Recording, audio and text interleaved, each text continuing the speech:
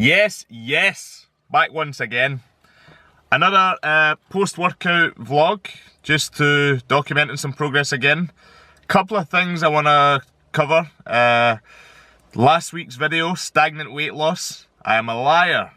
I'm 1.6 kilo down from last Thursday. What that tells me is something that I preach a lot. Let me try and see if I can situate this camera.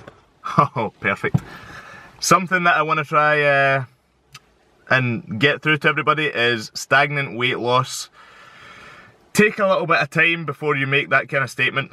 I should have took some of my own advice this time. I'm down another, as I say, 1.6 kilo after 7 days. That is not stagnant weight loss. I had 1 week where I didn't lose any weight, and again, I'll admit, I was the first person to panic.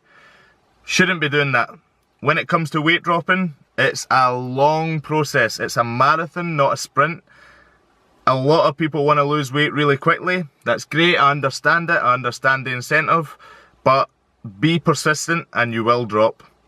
I did say I was going to add in additional cardio, but again, sometimes you just have to rein it back. You just have to bring yourself back to reality and realise that you don't have to start throwing more stuff on the fire. That fire's going to just keep on burning. So no more cardio, exact same training, exact same diet, and I've dropped another 1.6 kilo.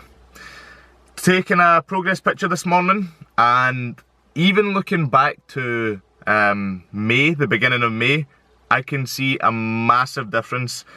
In the start of, I think it was about April when I started this, kind of I'd have to check back, roughly about the start of April. First progress picture is terrible. I just look like a strong, heavy guy, really.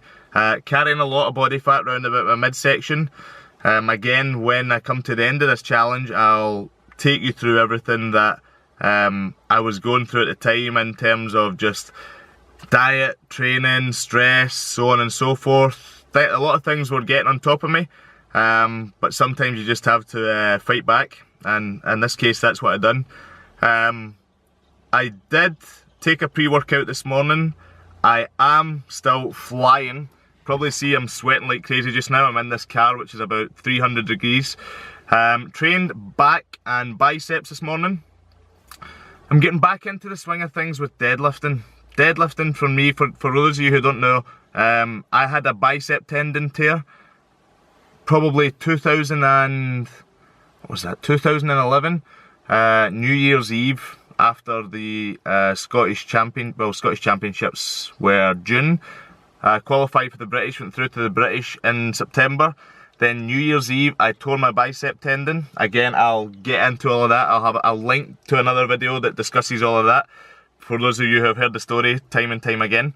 But from there, I didn't want to deadlift. After that, the deadlift's very bicep tendon worthy. It can be anyway, and it can pop that out very easy. So I'd laid off deadlifting for a while. Now I'm deadlifting maybe 140 kilos, sets of 3, stuff like that. So remember, strength's all relative to everybody, so it's not that heavy from what I used to do. So I used to be up 240 kilo, rack deadlifting 300 kilo for 10 reps. So when you take it in a comparison to that, 140 isn't that heavy, but it's manageable. And I carry out what's known as a suicide grip.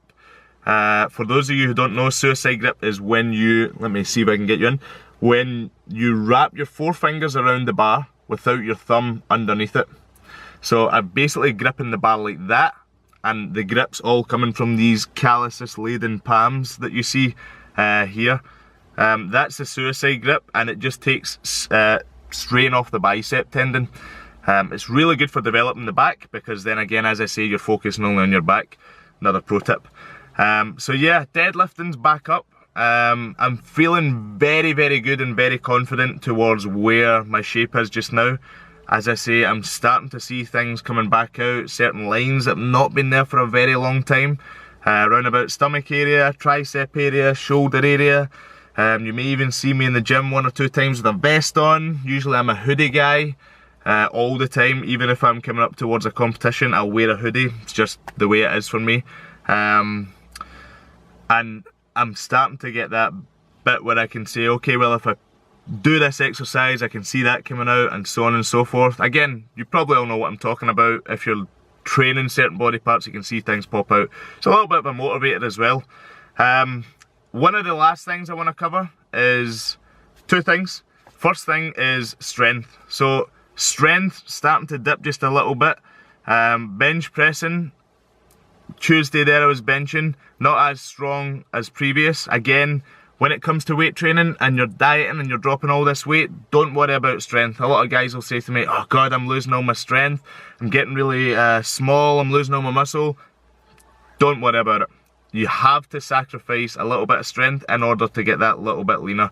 You have to sacrifice that little bit of muscle tissue in order to get that little bit leaner.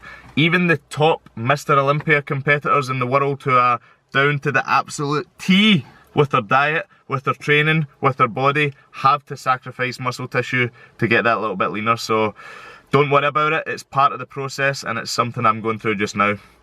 Lastly, something I want to cover on before my head blows off. When it comes to pre-workouts, be very diligent in what you're taking. Always look at what you're taking, and again, go with reputable sources. The reason why I'm telling you that is, this morning, I took my Warrior Blaze as usual, great. Recently I've been starting to get pre-workouts involved in my diet, or sorry, in my training. On Thursdays, it's my day off, and I like just that little kick, I'm not going to lie, I enjoy it when I'm training. This morning I've taken something called Kumite, and so last week or a few weeks ago it was a pre-workout called Lift Shit, no word of a lie, Lift Shit, no idea who the manufacturer was. If you watched that video, yeah, I was wired for hours, nearly taking 6 panic attacks in Glasgow, but that's another story. This morning it was called Kumite, and in Japanese, Chinese, some kind of language, that means fight as far as I'm aware, or competition. I didn't take into consideration, it was a low caffeine content, but it was a high arginine content and a high niacin content.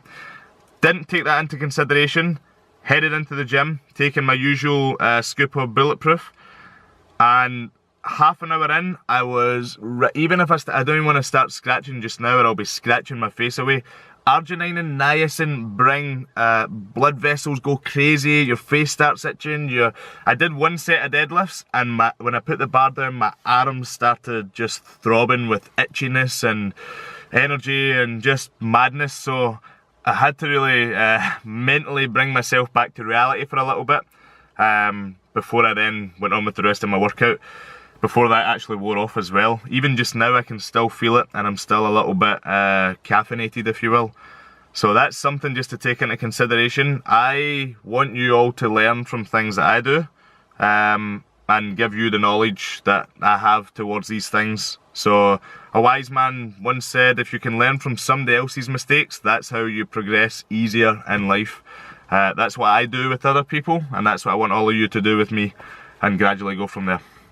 So this video is 8 minutes long. This is one of my longer videos. I'm going to stop rambling on with my pre-workout enraged speech, but I'm going to go in and shower, I'm going to go in and eat, and as I say, this morning I'm down 98 kilo. I have 2 kilo to go before I hit 15 stone from 17 stone 11.